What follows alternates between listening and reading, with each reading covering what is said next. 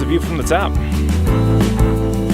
Alright, I'm gonna try this little walkie vloggy type thing. Sure, everyone that walks up behind me on the trail is gonna think I'm a complete lunatic. I've seen a bunch of YouTubers do it and I really like it, so I'm gonna give it a try. I was thinking about the risks we take and the way we decide on those. And now I know why Mike Falzone walks up and down a street. Because walking on a trail and doing this, rather difficult. I shall soldier on. So I was thinking about the risks we take in our daily lives and how we assess them. And I think I've come to the conclusion that a lot of people have a sort of, yeah, but mentality. And what I mean by that is that we tend to get advice or we come up with an idea and then, big step, okay. Everything becomes about, yeah, I know I should, but, and then we shorten that to, yeah, but. And I think when we do that, we really need to stop and think about the risks that we're passing by and the risks that we're choosing to grab by the balls. It'd be a lot easier if it was a flat piece of ground. I could do this, no problem. Probably a better way of doing this. Just got my tripod like jammed into my kidney. Probably not healthy. God, it just doesn't end. See if I can get a good angle behind me. Yeah, just switchbacks all the way down for a little while. Woo! An important tool that I just learned about in an audiobook that I was listening to on the way up here, which is 4 Hour Workweek by that guy. I don't remember his name. I'm sorry. Tim. I think it's Tim. One of the tools he talks about developing for yourself, and I think it's an important one that I'm already kind of fascinated by, is the idea of the risk assessment scale. The risk assessment scale is a scale from 1 to 10.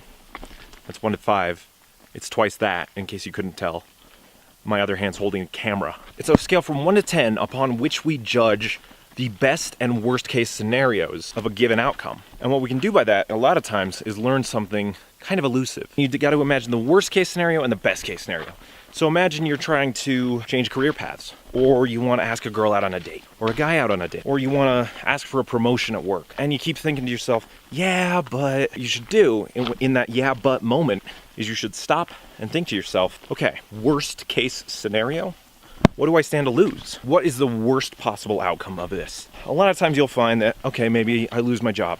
Maybe she rejects me. Maybe I feel humiliated. Humiliation, by the way, only affects you if you let it. Stop thinking of these things as dire, end of the world type situations. What do I stand to lose by quitting my job and looking for that dream job just around the corner? You know, you might be strapped for cash for a little while. Or if you ask a girl out, maybe she'll reject you and you'll feel humiliated. Side note about humiliation. Humiliation only affects you when you let it. Okay, let me get down these stairs.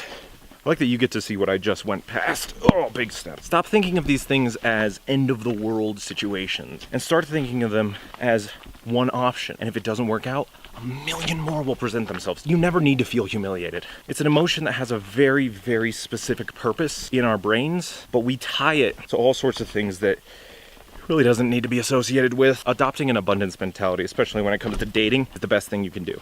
There's plenty more fish in the sea. I know it sounds cliche, because it is a cliche. If you need proof, sign up for a dating website and start saving links to all your favorite. You're like, that girl's really cute. She's into all these things that I like. And do that every time you find one of those. You'll soon have lists of hundreds and hundreds of single girls who happen to sign up for the same website you did. There's plenty of fish in the sea. Hence the name for that one website. OkCupid. Humiliation aside, one of the most important things that you can do is be really honest about the worst case scenario. Okay, maybe I quit and I find another job and I turn out to hate it, or ask for the promotion and the boss fires you. You don't like where you're at anyway, right? Wow, beautiful light. So a lot of times if you're really honest with yourself, you'll find that the negative aspects of what you're gonna do are maybe of 3 or maybe a 4. You can survive it, right? Surviving without money for a little while is not that big a deal. Money is not the most important thing in the world. People are. Love is, and connections with your family, friends, loved ones, that's important. It's really pretty light for that pretty thought. My arm is getting really tired. Let's switch sides. Oh, playing with fire now. So if you're really honest with yourself, a lot of times, the worst case scenario, 3, maybe 4. My hand's really cold. Best case scenario though, best case scenario, you ask for the promotion, it leads to another and another, and before you know it, you're actually being fulfilled by what you do for a living. Or what if you ask that girl out and she turns out to be perfect for you? Go off and get married and have tons of kids. Or she says no, but she still wants to stay friends. 2 weeks later, you meet her best friend and you start going out with her best friend. And her best friend is the one you get married to. Woo! Almost hit the camera. On a tree. On a tree. I do like this whole walking and talking thing because it kind of stops me from overthinking things. So a lot of times if you're really, really honest with yourself, the benefits that come out of it are like a 9 and a 10 sometimes. Huge win. Epic win for great justice. Great justice. And what that does, that totally changes your life.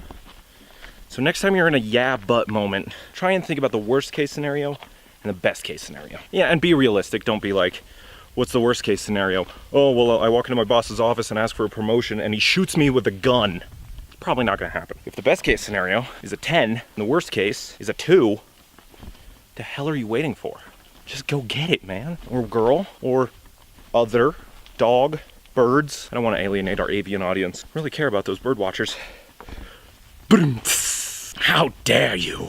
That's gonna be a thing. That's gonna be my new thing. Every time a terrible pun is made, it's gonna be, how dare you? Stairs. I can do stairs. Natural stairs. Big, awkward stairs, but stairs. So next time you hit a yeah, but situation, really be honest with yourself and try and decide whether the negatives really outweigh the positives.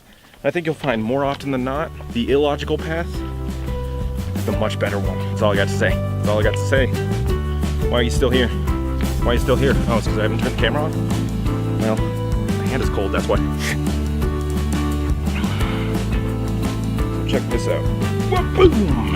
All right. Got nothing to use that shot for. Should have said something cool. I think I got a good video in there somewhere. By the way, I finally figured out how to change the aperture on this thing. Had it for 2 weeks. Yeah, I'm embarrassed too. You don't need to be embarrassed for me. I'm already embarrassed, okay?